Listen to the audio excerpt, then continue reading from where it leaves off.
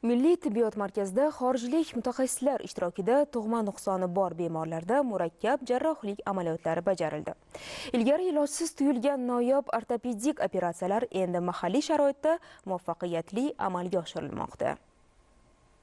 Bir paytlar bedavo hisoblangan ko'plab kasalliklarni hozir samarali muolaja qilsa bo'ladi. Uzoq yillar to'shakka mixlanib yashagan bemorlar endilikda shifoxonadan oilasi bag'riga sog'lom, o'z oyog'i bilan yurib kirib borayotganiga ham misollar ko'p. Sanoqli soatlar ichida tug'ma nuqsonlardan xalos bo'layotganlar, yashashdan umidini uzganlarning qayta hayotga qadam qo'yayotganini kuzatish juda maroqli. Milliy tibbiyot markazida kuniga o'nlab shunday qismat egalarining hayajoni, quvonchi va shukronasiga guvoh bo'lishingiz mumkin. Chunki bu yerda O'zbekiston tibbiyoti uchun yangilik bo'lgan qator eng ilg'or muolaja usullari, noyob operatsiyalar birinchilardan bo'lib yo'lga qo'yilmoqda. Markazning malakali shifokorlari safida chet eldan jalb qilingan yetuk mutaxassislar ham bor. Doktor Roshan Asvar shulardan biri. Asli eronlik bo'lgan yetuk ortoped jarroh yosh bo'lishiga qaramay, Germaniya, Saudiya Arabistoni, Turkiya, Ozarbayjon kabi rivojlangan davlatlarning yetakchi klinikalarida ishlagan, o'z yo'nalishi bo'yicha innovatsion yutuqlarni puxta o'zlashtirgan. U ilgari O'zbekistonda amalga oshirilmagan murakkab ortopedik jarrohlik amaliyotlarini markaz jamoasi bilan birgalikda muvaffaqiyatli o'tkazib kelyapti.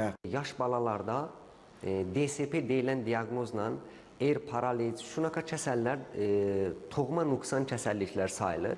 Şu kasallikdə balalar qiynalırlar, yürüyə bilmirlər, qollarını qutara bilmirlər. Artıq şunaqa bir diaqnoz doğulan balanın ilacı var və operasiya ilə bunlar yaxşı olub yürüyə bilirlər. Yox, artıq Özbəkistanın tibbi şunday rivaclanıb ki, gərək duyulmurdu, ehtiyac duyulmurdu. Bir anda fuqara Özbəkistandan davalaş məqsədindən çetilə barsın. Özbəkistana gəldiyimdən Özbəkistan fuqarasını şunday yaxşı gördüm ki, haqlamıram başqa devlətlərdə işləməyi. Xuda haqlasa, məqsədimiz şu ki, Özbəkistanın şunday tibbiyatını qutaramız ki, başqa devletlərdən Özbəkistana davolanışa gəlsinlər. Tug'ma maymoqlik bilan dunyoga kelgan Odina Bonu 7 yoshgacha tengdoshlariga qo'shilib chopqillab o'ynolmagan. Qizaloqning eng katta orzusi maktabga, 1-sinfga boshqa dugonlari qatori o'z oyog'i bilan yurib chiqish edi. Kam innovativ usulda hech qanday suyaklarni sindirmasdan paylar transpozitsiyasi yordamida o'tkazilgan murakkab operatsiyadan so'ng qizaloq chopqillab yura boshladi. Oyog'im qiyshib qiynalardi. Endi doktorlarga rahmat. Chiroy yurib ketdim. Do'konlarda tuflilar olib yurib maktablarga chiqdim. Katta bo'lsam doktor bo'laman. Sanobar ona koksartroz xastaligi tufayli to'shakka mixlanib qolgandi. Ustiga ustak 1 yil ichida boshqa muassasalarda o'tkazilgan 2 ta operatsiyadan keyin ham sog'ligi tiklanmay yurishdan butunlay umidini uzgandi. Markazda o'tkazilgan endoprotezlash amaliyoti bois bemor yana sog'lom hayotga qaytdi. To'g'risi qiziqishim qolmadi hayotga. Uyga kelib yaxshi dardlardan xalos bo'ldim. Xudoga ming qatla shukr, yaxshiman. Meni hozir operatsiya bo'lganimga 9 kun bo'ldi. Tayanchsiz yuryapman, o'z-o'zidan tayanchsiz. Hammasiga ming rahmat aytaman men. Prezidentimizga asosan shunday sharoitlarni men ko'rmaganman. Bunaqa sharoitlar ko'rmaganman avval. Markazda bu yo'nalishdagi erishilayotgan yutuqlar salmog'i ko'p. Professional jamoa yillar davomida og'ir xastaliklardan aziyat chekayotgan bemorlarni bir necha soatlik operatsiyalar orqali oyoqqa turg'izishga muvaffaq bo'lmoqda.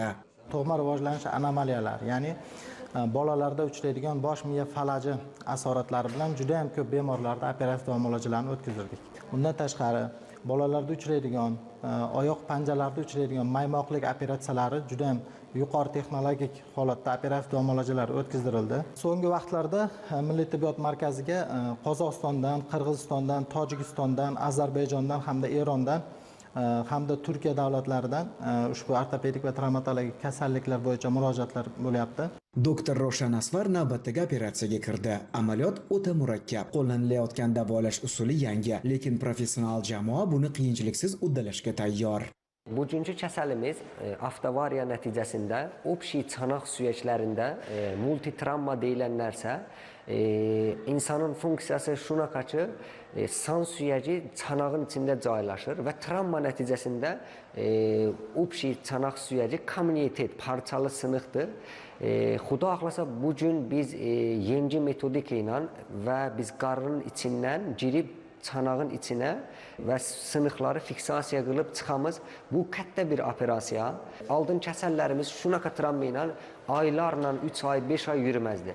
Amma hazırki metodika ilə xudo axlasa kəsəlimizi bir ayın içində yürgüzəmiz. Albatta bunday muvaffaqiyatlar muassasaning qator xorijiy davlatlar bilan yo'lga qo'yilgan hamkorlik aloqalari hamda ISO 9001-2015 xalqaro sifat standartlarini joriy etib, jahon standartlariga mos faoliyat yuritayotgani samarasidir.